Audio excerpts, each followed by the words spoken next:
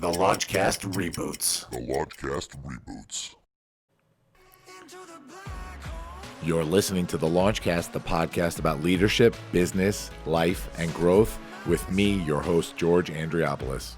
It's like food for your ears. Hey, everybody. Episode 142, The Launchcast REBOOTS. Today is 3 Feet from Bold with Dr. Greg S. Reid. Greg Reid, man, dude's a legend. I got to say, I'll tell you a little bit of inside info here because this is what we do on the Reboots. We get some new commentary on some of our classic episodes. And this one was big for me. This was, I was a little starstruck. I have to say, I was a little starstruck. This is Greg S. Reid. This is best-selling author of 3 Feet from Gold, Stickability, writes for the Napoleon Hill Foundation. I mean, dude's a legendary speaker.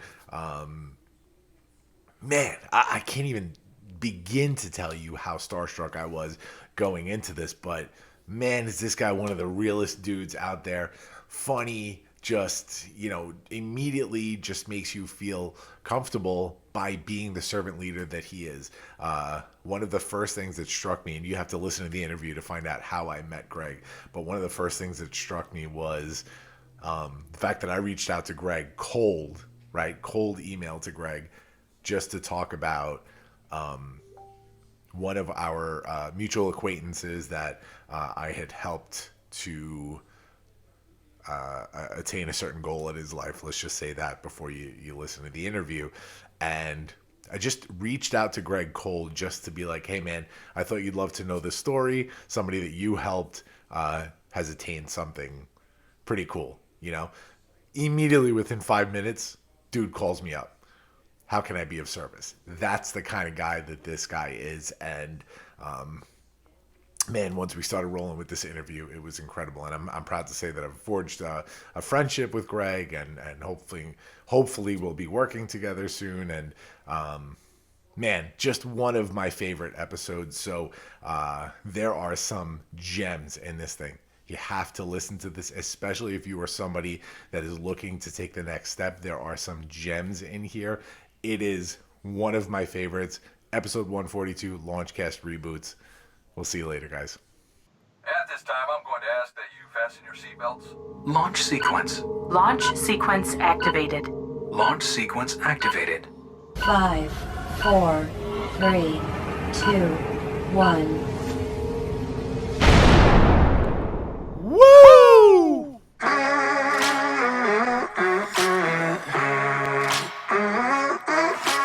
Hey, everybody. Welcome to the Launchcast. God, I love this music. This is your favorite podcast theme music. You guys have to admit that. Episode 109 entitled 3 Feet from Bold. And it is a very, very special episode today. I am so excited. And before we do our intro, thank you for joining us today. I am the launch dad himself, George Andriopoulos, bringing you your favorite podcast on the planet. Don't try and hide it. You know it's true, guys. And we are talking about all of my favorite things in the world. We are talking about leadership. We're talking business, life, and growth. And we're doing it all. Fabrizio, do you know why we're talking about that? I'm talking about it because it's my show, buddy. With us today, episode 109, 3 Feet from Bold. I'm going to bring you on screen now. Dr. Greg S. Reid, thank you so much for being here, my friend. Absolutely, and the crowds go wild. Number 9, baby! I love it. Dr. Greg Reid. I'm going to do the brief bio here, and I'll make it as brief as possible because, man, you've got some stuff. Dr. Greg S. Reid is a filmmaker, motivational keynote speaker, best-selling author, and the CEO of several successful corporations. His prior books include 3 Feet from Gold, Stickability, The Tokens, The Millionaire Mentor, Positive Impact, co-authored with Charlie Tremendous Jones. He received this honorary PhD in literature. In addition, his work has appeared in, I don't even know if I have the right number here. I've heard an additional 30 books, an additional 50 books. I mean, you tell me, man, as well as FHM, Ebony, SkyMall, Rolling Stone, GQ. He has been featured on local and nationally syndicated programs across the country. Reid currently runs the Forum's recommended mastermind Secret Knock. He's also the creator and producer of the internationally acclaimed films Pass It On, 3 Feet from Gold, and he produced the film Wishman, which is incredible, by the way, and we'll talk about that, based on the life of Make-A-Wish Foundation co-founder Frank Shankowitz, and it is currently signed to a deal with Netflix. Dude. What? That's just Tuesday. What are you talking about? Man, you are doing your thing, man. And that's what this is all about. You know, I know we've chatted in the past about a few things, but I really respect what you do in so many ways because for me, you know, at the level I'm at in my career right now, I get it, man. And we'll talk about that, but I get what this whole servant leadership thing is about. It's for me, it's so important to follow in the footsteps of leaders like you because servant leadership brings a whole different perspective to the world. It really, really does. So thank you for being here, and we'll just jump right in because we have limited time today, and we want to make every second count. First question, man, the question we always ask every guest on this show. How do I keep so good looking with this beard like that? How do you keep so good? How did you know? So you are a fan of the show. I knew it. Greg, are you a leader? Of course I'm a leader.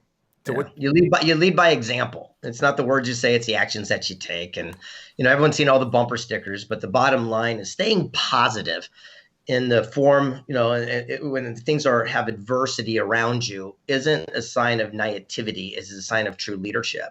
And I call it relaxed intensity. And what that means is, like, if the ship's going down and the captain starts running around freaking out, then everyone else does. But if you have that relaxed intensity and can help everyone get off the boat, chances are everyone gets off safe.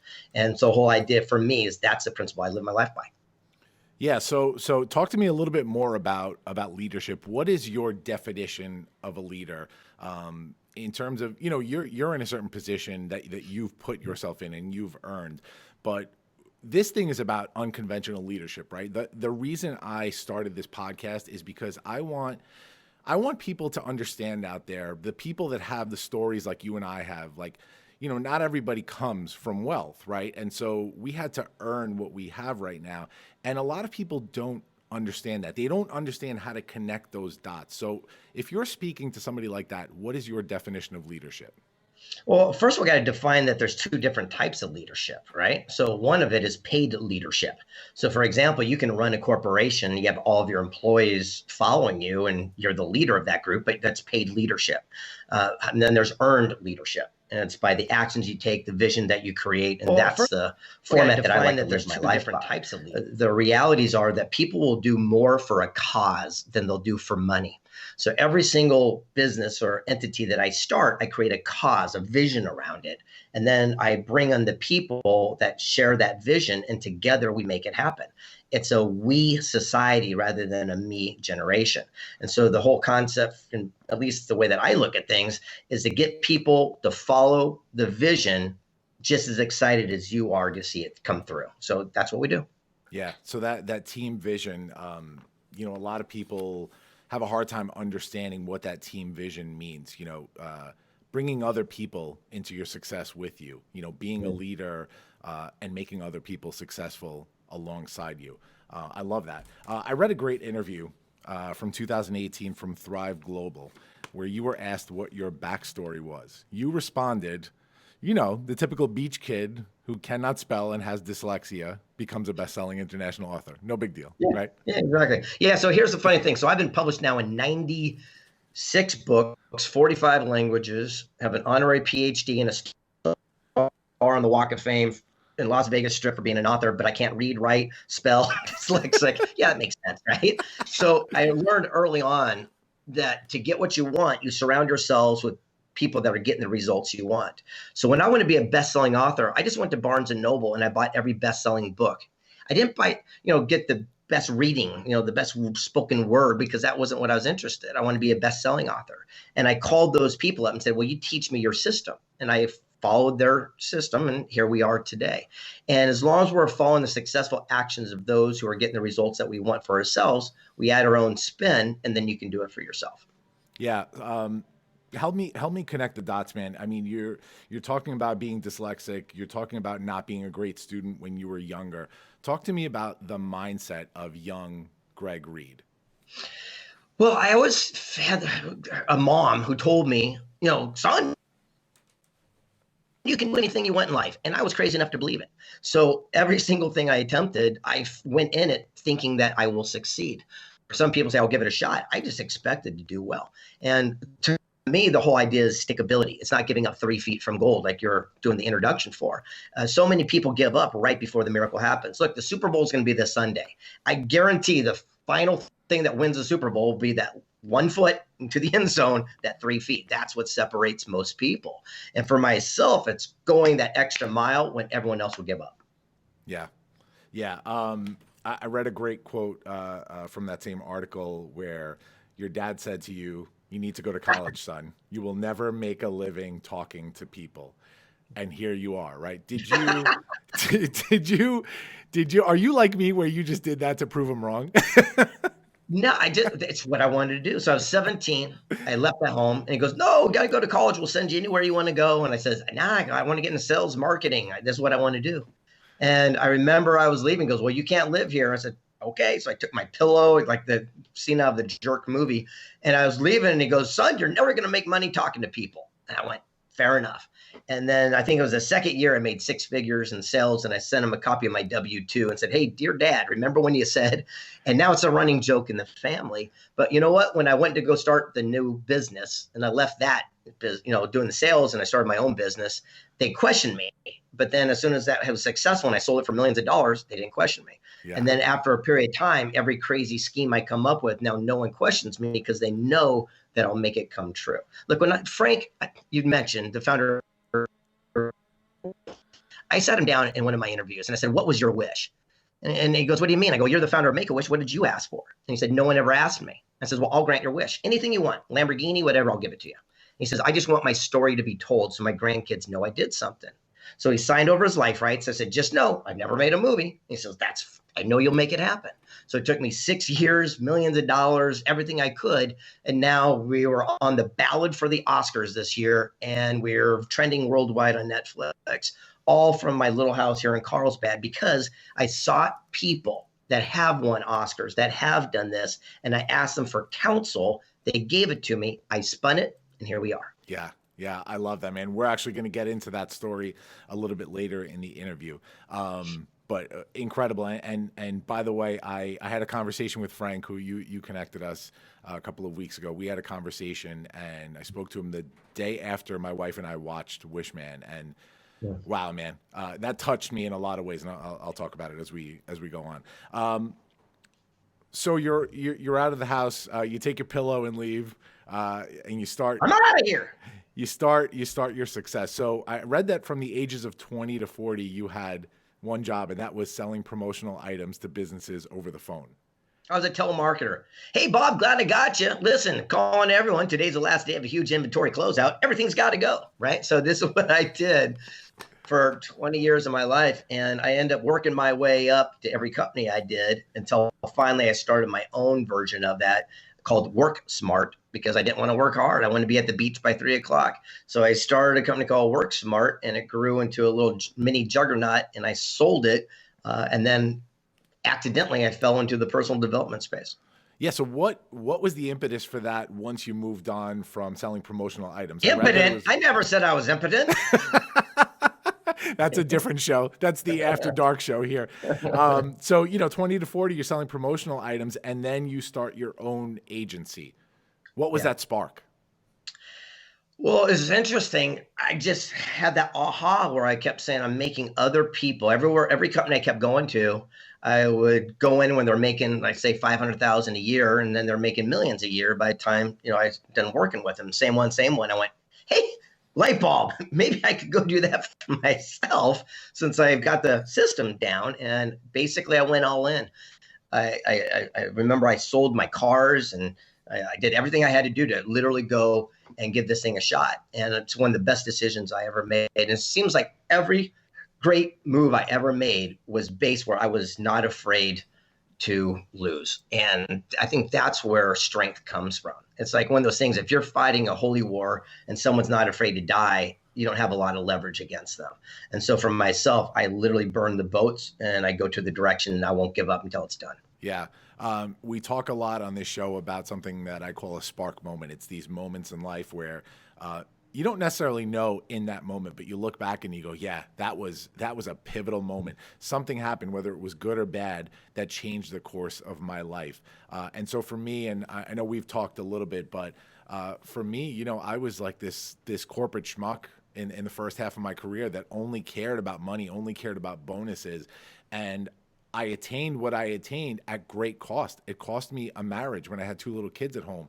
It cost me friendships, and I found myself in just place where I was just a puddle of just nothing. And I was like, I need to make a change. I need to really start this over the right way and become the man that I always knew that I could be and the father that I always knew I could be. And so when that sort of shifted for me and I started that change and I focused just on my kids and building my business life around my personal life and around my family, that's when success came. And subsequently, the thought of servant leadership, which we talked about a little bit. Was there a particular moment where you kind of said, it's time to do this for myself? I'm tired of working for other people. Yeah. So I'm 32 years sober guy. So I haven't had a drink or illegal drug in 32 years. And what's really interesting is it says on the little token over here, it says, to thine own self be true. And that was a huge aha for me. Door number 2, and for business, I remember I was working in a corporation. I was running a very large corporation. One of these, I was making these guys rich. And I had a corner office. I had them build 2 steps up to get into my office. And then I put a giant boardroom table as my desk. And I put a little chair in front, just like you see at the Wall Street type of thing. And this 18-year-old girl, I don't know her name, I don't know who she is, but she changed my life. She walked in, she came up a couple steps. She goes, Mr. Reid, is this your office? I go, yeah. And she goes, is that your giant desk? And she goes, yeah. I go, yeah. She looked out the window. She goes, is that your Ferrari out there? And I go, sure is. This is my 3-piece suit. And she goes, man. She goes, your dick must be that big. and I looked at her. I go, young lady. I go, I don't know if we've ever met. I go, but you just changed my life. And I go, I thank you. And she walked out. I got on the phone and I called the people and said, will you take this desk out? I changed my clothes. That day changed everything. And that was my aha moment where I went, man, I was living this dream that I saw in the movies.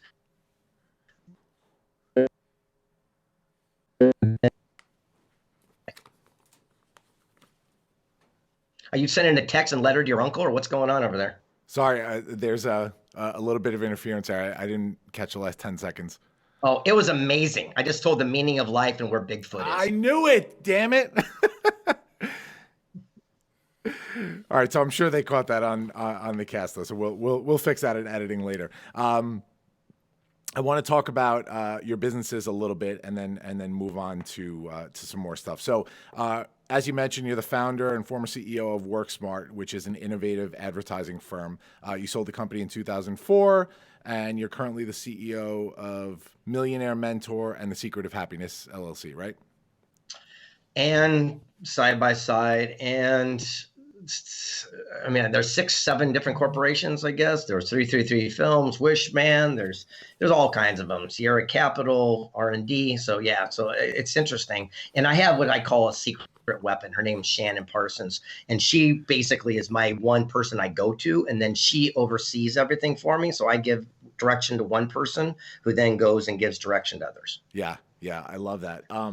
I want to sort of get into the story of how Greg and I met. So as a lot of you know, I am the executive producer of TEDx Farmingdale. I'm a 2-time TEDx speaker myself and a keynote speaker. And so I had a big calling to do this TEDx Farmingdale thing and put this event together. And what was funny was when we opened up applications, we got applications from so many different people. I mean, we had huge speakers there. We had Scott Schmarin, who is a world-renowned hypnotist, and he's been on Howard Stern multiple times. He's been on Oprah. We had Peter DeWitt, educational speaker. And then we had people that were brand new, that were never on a stage before. And so I met an individual months and months earlier who interviewed me on his small social media interview show. And we kept in contact, and I knew this guy had some drive. And he would always tell me that his goal in life, his dream in life, was to be a best-selling author and a TEDx speaker. And he told me the story about how he had the sleepover that changed his life, which subsequently his TEDx was about, where he reached out to you through your website. You called him 5 minutes later and said, "How can I be of service?" You invited him out to the house. You had him pay his own way so that he can invest in his future, but you offered him to stay over at your house. And he did that, and it changed his life. And so he started really, really improving in what he was doing in his life, and you really mentored him through that. And so he applied to my TEDx. And, I'll be honest, and I was honest with him, in terms of application and of course, skill level at the time. Pedigree. Yeah, his pedigree. He shouldn't have been on a TEDx stage at the time, but I said, "Hey man, if you're going to put the work in like you've been doing for the last few years, I will work with you personally. I'll help you write this thing. I will rehearse with you, whatever you got to do." And he said, "Yeah, I'm going to do it." And so it was a rough road. But once we crossed over that hill and I could see that he was really going to do it and do it well, I reached out to you. I'd never spoken to you, and I reached out through your website too. And I said, "Hey man, I really just want you to know that you mentored this guy and he's doing it. And if that were me, I would want to know." And sure enough, an hour later, my phone rings and it's, "How can I be of service?" That really stuck out to me, man, especially with the success that you've had. It was just so interesting how it was that relationship. Instantly when you called me, I knew who you were as a leader right away, because a person that's not a servant leader, they don't do that. They don't have time for something like that. And you followed up and you kept in contact, and you made sure that his talk went over well. That was a huge deal to me in seeing that, because that's really how I try and operate. Can you talk for a minute about, first of all, before we get further into his journey, can you talk about why that's your first instinct? Why is that your reflex? It's your signature in your email. How can I be of, it's not how can I be of service. It's how may I be of contribution? How may I be of contribution, right. So talk about that. So, why is that the reflex? Well, there's a book out there, Gladwell. It's all the thing about blink, right? And instantly when you meet someone whether there's something there or not. And I believe that every single person I'm going to meet knows something I don't know. So whether they're a homeless person or they're a billionaire, they're going to know something that I don't know. So I always come from a student standpoint. And what happens is it opens up your eyes and your relationships to a whole new level. It's kind of interesting. I started doing these masterminds called Wake Up and Crush It, where people come and they can stay overnight and we beat each other up. But it's also about tough love. So I filmed last week a TV show, which is my pilot, called Tough Love. And the concept is, so many people say they're willing to do whatever and they want it, but they're not willing to take the actions. So what I do is I force young entrepreneurs and I give them a series of actionable steps. And if they follow through and take action with it, then I open up my door and my Rolodex to everyone I can to help them see their dream come true, just like people did for me. Yeah. Remember, Napoleon Hill, when he got the opportunity from Andrew Carnegie to write Think and Grow Rich, he had to offer to work for free for 20 years to meet all these people to go on that journey. And a lot of people don't know that, Mr. Carnegie made that offer to 250 men before Napoleon Hill, but he was the first person to say yes and accept it. Everyone else had an excuse, a bad case of the one size, like, I'll do that once I get the big break or get the kids out of the house. So I like to reward action, because I believe it's the action and the law of attraction that makes your dreams come true. Think it, feel it, do it. Yeah, I love that. The Launchcast is sponsored today by the Leadership Experience, a coaching masterclass. Intentional, unconventional, thoughtful leadership from keynote speaker, CEO, nonprofit board member, and TEDx executive producer, George Andriopoulos. Hey, that's me. Guys, the music's getting louder, which either means that this is a can't-miss epic course or that Fabrizio fell asleep at the controls again. This music is so damn loud, and that means it's going to be amazing. and that Fabrizio's pay is definitely getting docked this week. Join us, the Leadership EXP, for details. You don't want to miss this. So that servant leader mentality, it's so great, and it really had such an effect on our TEDx speaker and what he did. And I don't want to name him by name, and I'm sure he'll share the story if he's into it, and if I know him, he will definitely share it.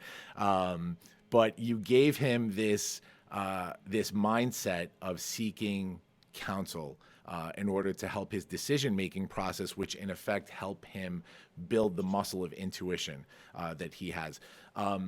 Very specifically, I found a direct connection, which is so interesting. And guys, I'm not going to have Greg tell the story. I actually was originally going to have him tell the 3 Feet from Gold story. I want you guys to buy the books or check out some of his keynotes to hear the story of Are You Darby. But there's a great connection here with our mutual friend where I see him as Are You Darby right now. Yeah. He had this idea. He's been given the tools. He purchased, I'll say, he purchased the tools to succeed, and he found some gold and he filled that first barrel, right? I think right now he's having a hard time finding the rest of the line of gold. And so my challenge to him is to define himself. Is he going to be Are You Darby, or is he going to be the person that actually discovered the entire line and filled up Fort Knox with that gold? Because it's there, and that 3 feet in this industry that he's trying to find is it's tough to find, but if he keeps working, he'll find it. Agreed. Yeah, for sure. I want to take a break from this stuff for a second to talk about real life, because this is our professional stuff. Sometimes is it's a dream, right? It becomes this imaginary thing when you're helping all these people and doing the kind of thing you do. I want to talk about real life and your favorite accomplishment, which is your son, Colt. Talk about being a dad, man, in what you do. Everyone always gonna say how great their kids are. I just like I like my son. Of course you love your kid, but I got a cool kid. I got a good guy. I got a friend. It's so really neat to see. So it was interesting. A couple of years ago, I had a list of 80 items on my bucket list. The craziest things to accomplish before I died, impossible, and I accomplished them all. And it was kind of a surreal moment and a sad moment at the same time, because I go, was that it? So everyone kept saying, put more stuff on your bucket list. And I said, I literally have done everything I wanted to do. I've climbed Mount Kilimanjaro. I ran with bulls. I swam with sharks. I carried the torch in the Olympics. You name it, I've done crazy stuff. So I went to my son and said, what do you want? And he started making a list, and I started helping him make those dreams come true. That is the coolest thing that I've ever done. But what's really, really neat is just watching this kid. So the other day, and by the way, he's 7 years old. And last year at 6, he had the #1 spoken word album on Amazon.com called I'm the Businessman at 6 years old. He's got his own CD. He's got on Spotify, has his own channel, Colt Reid, just so you guys know. Now he's a 7, and he's getting ready this year to come out with his best-selling book and his new audio track. So anyway, cool kid. But what's really neat is that we're at Boomers, which is a little play thing over here where you play games and you win tickets and tokens. He took his best friend, and his best friend only had 150 tickets. This was just listed the other day. And so the boy wanted this toy and just didn't have enough. So Colt kept winning tickets, and he handed them to me. He goes, don't give them to my friend. And I go, okay. I go, wow, what a selfish kid. And he'd win more, and he goes, don't give those to this kid. And I went, God, that's the rudest thing ever. I go, I thought I'd trade him different. So we go up at the counter at the end, and the little boy says, I have 150, and he got a little candy. And then Colt took all his and says, he goes, I want that toy, which is the same one that the other kid wanted. And he gave it to him. And then Colt turned to the kid and said, I was working to get this for you. How cool is that? That's amazing. So Colt left with nothing, right? And nothing planned or whatever, but that's the mentality of this kid. I go, that's something you just can't train. Yeah. No, that's incredible, man. I've read in a couple of articles about Colt's mantra that he comes up on stage and says, my name is Colt. I'm happy. I'm powerful. I'm successful. I'm brave. I'm worthy. I help people. What are you doing over there, man? He's drinking the good sauce, because at the end of the day, look, people can say all the words and the mantras and the bumper stickers, but it's the people that live the message. That's what I suggest people follow. I'll give you an example. What drives me crazy. I'll give you things that drive me nuts. Yeah. One, people go and they pay people $20,000, for example, to learn to be a public speaker from someone that's never spoken on the biggest stages. People will sit there and say, hey, give me $30,000 to learn how to be a best-selling author that have never, written a best-selling book. Same thing. And it drives me crazy. So earlier you said the thing about counsel and opinion. Surround yourself with people that are getting the results you want. Seek counsel, experience, knowledge, wisdom, where opinion is based on ignorance, lack of knowledge, or inexperience. People go to a family friend, say, I'm going to write a book. They're going to talk you out of it if they've never done it. If you go to Jack Canfield, who wrote Chicken Soup, he'll say, hey, if you're going to write a book, here's what you need to know and give you counsel. Yeah. If we would spend our lives only seeking counsel and ignoring opinion, that's the day our lives would change. So just like you're alluding with Carlos and all these amazing people, is find people that are getting the results you want and duplicated it. When I went to Africa and climbed Kilimanjaro, I did not ask some dope smoking surfer here in La Jolla to take me up to the mountain. I found the Sherpa, the porters that have climbed it 800-900 times. Wherever they put their boot print, I put my boot print. Yep.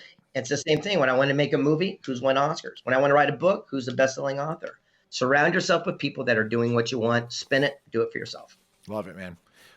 Let's get into Secret Knock. So you currently run the internationally acclaimed mastermind conference, Secret Knock, an exclusive gathering of the most powerful and influential leaders of our generation. That's big. It's a professional collaboration community focused on partnership, networking, and business development. It is strictly invite only, and it includes well-known executives, entrepreneurs, artists, and professional athletes. It was named the Can't Miss Conference for Entrepreneurs by Forbes and Inc. Talk about it, man. So this all, again, happened so organically. I was writing these books. So people that don't know my backstory is Napoleon Hill was given a letter by Andrew Carnegie to meet all of his influential friends to write Think and Grow Rich. 100 years later to the date, the Napoleon Hill family and surviving, the CEO of Napoleon Hill Foundation gave me a very similar letter and sent me on a journey to meet anyone I wanted and then tell these stories in books and films. So I write the Think and Grow Rich series with Sharon Lechter. And what happened is I was meeting these amazing human beings and people said, how can I meet them as well? So I said, in my house in the living room, I'll do something and you guys can come meet my friends. And they go, how do we know to get in? I go, just do the secret knock. And it became kind of a joke. But then people showed up and told their friends, and then they told their friends. And it grew into this juggernaut of an event where about 200, 250 people max come together, and I parade access to the greatest minds of today. We've had everything from private Skypes with Edward Snowden while he's hiding in Russia to Mr. Tonino Lamborghini flying in from Italy to talk about automobile industry from a whole different direction. Last time we had Presidente Vicente Fox to the founder of Showtime Television. Imagine where we could be if we surround ourselves at the foot of greatness and you ask the people that are doing what you want, what you're going through, without having to do the VIP thing or have backstage access. These people hang out for a couple of days where you have a beer and share a taco with people that have changed the world. And what happens is that your mind shift happens and then you go home and tell your friends. Secret knock. Yeah. Unbelievable. And where can people find Secret Knock? I'll contact Shannon. We'll put everything in the show notes as well. But yeah, it's secretknock.co. Okay, perfect. Yeah, I have lists here, man, of just some of your accomplishments. One of your great Yeah. Let's not do that. Yeah, it's incredible how you've accomplished some of this stuff and you're still pushing forward. One of the projects that I want to talk about before we get into our final thoughts here is you mentioned before your relationship with Frank Shankowitz. I read that interview where it talked about you asking him about his wish, and it led to Wishman being produced and subsequently signing a deal with Netflix. I watched it, man. I got to say, I don't know as a producer, creative involvement and all that stuff, but I'll tell you what I was expecting for a movie that had a very limited release. I was like, okay, I'm sure I'm going to love the story. Maybe the acting might be whatever. Dude, I watched this thing first of all, I was in tears the entire goddamn time, right? I have a very specific tie to the Make-A-Wish Foundation. I'm going to talk about that in another interview because I think Frank is actually going to be coming on the podcast. That's great. My sister-in-law, who was not my sister-in-law at the time, was dying of cancer, and Make-A-Wish granted a wish for her to bring the entire family to Taiwan, and it was about a month before she passed away, and it was big, man. So the fact that he did that, and you guys brought that to the screen to tell the story, which, by the way, guys, like, you know, it's the story of this man's life, and you get into Make-A-Wish, but how this all happened is. Dude, the acting, phenomenal. The story, phenomenal. Like, amazing.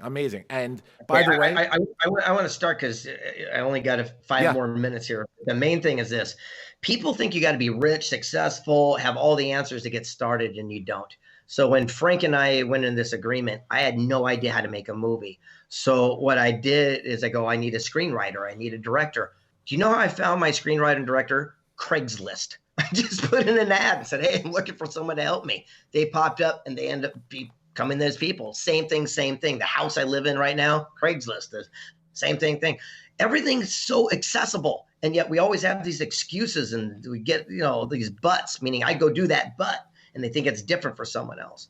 And the whole thing is you don't have to be, like Les Brown says, great to get started, but you got to get started to be great. So the whole idea is stop looking at your obstacles, but they could be a blessing and opportunity in disguise. Yeah, I love it. Great work on it, man. We're going to get into the big three. The big three from the Launchcast.